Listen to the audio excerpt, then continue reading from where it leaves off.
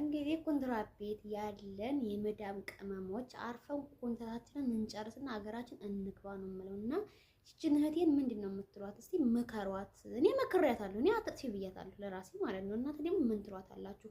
ሁላችሁም አትጥፉ፣ አርፈን ሰርተን ሀገራችን እንግባ ያ ጀምዓ። እንዴ በኋላ የአዋጅ ምህረት ወጣ አልወጣ እያልን እዚህ ጊዜያችንን አናቃት ላይ ሞለድ ዱንያ። ሰላም አለይኩም ወራህመቱላሂ ወበረከቱ። የተከበራችሁ የተወደዳችሁ የቻናሌ ተከታታዮች ሀገሮች እንዴት ናችሁ? ደህና ናችሁ? ደህና ነኝ አልሐምዱሊላህ። ወዶቼ በያላችሁ በየዓለም ዳርቻ ሰላማችሁ ይስጥርፍ ይበልልኝ። እንዴት ናችሁ? ደህና ናችሁ? ደህና ነኝ አልሐምዱሊላህ። ለዚህ ቻናልም አዲስ ከሆናችሁ ላይክ፣ ሰብስክራይብ ማድረግ ቤተሰብ ወዶቼ። ዛሬ የመጣሁት ማለት ነው ኮንትራት ቤት ያላችሁ እህቶቼ እንዴት ነው ኮንትራት ቤት የምትሰሩ እህቶች ማለት ነው። አንዲት እህት የነበረች ድሮ ነው የተዋወቅነው፣ ጓደኛዬ ናት። ዛሬ ደወለችልኝና ሀሊማ እኔ እኮ ልጠፋ ነው አለች። እንዴ ለምን ትጠፊያለሽ? ሰዎችሽ በጣም ጥሩ ሰዎች ናቸው ብለሽኛል። ለምንድን ነው የምትጠፊው ስላት ይቺ እህታችን ምን አለ መሰላችሁ? አይ እኔ በ120 ብር መስራት በጣም ደብሮኛል።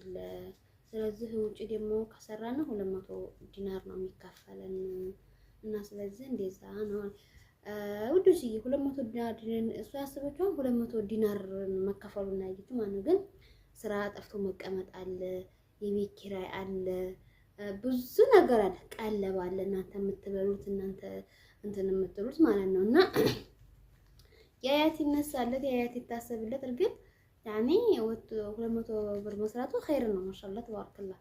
ላኪን ግን በወር 30 ብር ተከፍላላችሁ የቤት ኪራይ ስንት ቀራችሁ? 70 ብር ቀራችሁ። 170 ብር ቀራችሁ ማለት ነው። 170 ብር ቀራችሁ። ከዛ ከ170 ብር ደግሞ እናንተ የሚያስፈልግ ስራ ላይ ሆናችሁ ራሱ ቅባት ያስፈልጋችኋል። ብዙ ነገር ሴትነት ሁላችሁም ታውቁታላችሁ። ብዙ ነገር ያስፈልጋችኋል ማለት ነው። ከዛ እሺ አይዲያ ጠይቅ ተነሳለት። ከዛ ደግሞ ስራው ፈታችሁ ደግሞ ትቀመጣላችሁ። እኔ የምመርጠው ግን አርፈን ትልቅ ሆነ ትንሽም ሆነ አላህ ለበረካ ያርግልን አርፈን እንስራ ነው የምለው ማለት ነው። ወጣታችን እንጨርስ ነው የሀገራችን እንግባ ነው የምለው ማለት እንደኔ ማለት ነው። ግን ደግሞ ህይወታችሁ አደጋ ላይ ከሆነ በጣም ደግሞ አስፈሪ ቦታ ላይ ከሆነ ላተካለፉ ነፍሲላሂ ነውና ነፍሳችሁን ከማችሉ በላይ ማንም ሰው አስጨንቅ አይልም ማለት ነው። ጥፉ ማለት ነው። ግን ሁሉ ነገር ተመቻችቶላችሁ ማሻአላህ ያኔ ደግሞ ሲያነሰኝ ብላችሁ የምትጠፉ ልጆች ግን ተጠንቀቁ ማለት ነው። ወላሂ ተጠንቀቁ። እንዴ ውዶችዬ እሱ እንደው በ2500 ሪያል ሰርተን አላለፈልንም መልስ ስገኝ የመጣ ነው። ግን አላለፈልንም ሳይሆን አያያዝ አላወቅንበትም። በሰዓቱ ስለ ብራችን ምናምን አላወቅንበትም። ይሄ ነው ማለት ነው። አሁን ቦታ በሰዓቱ 120 ሺህ ብር ትሸጥ 200 ሺህ ብር ትሸጥ በጣም ራሳችን በጣም ቀለል ይልበታል ማለት አልሐምዱሊላህ ሁሉም አለፈ ማለት ነው። አለፈ ነገር ላይ ውሃ ማፍሰስ ምንም አያስፈልግም። ወደፊት ነው እንጂ መቆዝ ወደ ኋላ መቆዝ ይሄ እናንተ ደግሞ እስቲ ያላችሁን መከሯት ማለት ነው። ያው ሰዎቹ በጣም ጥሩ ሰዎች ናቸው፣ ማሻአላህ ናቸው። በነገራችን ዩቲዩብን ተከታተለኝ ሰብስክራይብ አድርገኛለች ማለት ነው። ሰዎቿ በጣም ጥሩ ሰዎች ናቸው። በቃ አሁን እሷ የጉድላ ምንድነው ሰዎቹ አቀራጥ አይገዙም። አቀራጥ ግን ምንም ሰዎች አይገዙም፣ ወላሂ አይገዙም። እኔ ሴትዮን ጠይቄያት አላውቅም። የራሱ ጉዳይ እኔ ከራሴ በላይ ንፋስ ለራሴ እየገዙ መጣጣው ማለት ነው። ወላሂ ማለቴ ምግብ ካለ ስራ ሀታ ስራ ቢበዛባችሁ ምግብ ካለ ችግር የለውም ይበላችሁ ትሰራላችሁ ማለት ነው። ይሄ ሁሉ ከተመቻቸ መጥፎ ምን አስፈለገ? ወላሂ እንዲያው ጣፍቶ መስራት ማለት ነው። ወላሂ በጣም ነው የሚጎዳው ጣፍቶ መስራት። እኔ ወላሂ ሳውዲ አረቢያ የተቀመጥኩበትን ሰዓት በጣም ነው የምረገው። በጣም ከኮንትራት ቤት የወጣሁበትን ሰዓት በጣም ነው የምረገው። አንደኛ እንደመስላችሁ ለምሳሌ ኮንትራት ቤት በፊት ኮንትራት ቤት ኢትዮጵያ ለሀር ነበር። አሁን ኮንትራት እንጨርሽና በስነስርዓት ሀገሬ ለሀር ነበር። አሁን የዛ ጊዜ ሀገሬ ሄጄ ቢሆን በጣም አሪፍ ነበር። በጣም ማለት ነው ለኔ ማለት ነው። ለእናንተ ያላችሁ ስለሰው ማለት ነው። ስለራሴ ግን በጣም ነው ተሞታ ያስፈልግ። አንደኛ ቻንስ አላችሁ፣ የመመለስ ማንጫ አላችሁ። ሰዎቻችሁ ጥሩ ከሆኑ ይቃማ የማሰራመት ቻንስ አላችሁ። እኮ ከሆናችሁ ምንም አይነት ቻንስ የለም። ሀቂቃ ማለት በተለይ ዝኩት ላይ በጣም ከባድ ሀገር ብትሉ ይሄ ኮይት የሚባል ሀገር በጣም አያስፈልግም ማለት ነው። ሀቂቃ ማለት ነው። እና ኮንትራት ቤት እንጥፋለን እንደዚህ ነው ምናምን እንደምትሉ እህቶቼ አርፈን እንስራ። አርፈን ሰርተን ወደ ሀገራችን እንግባ።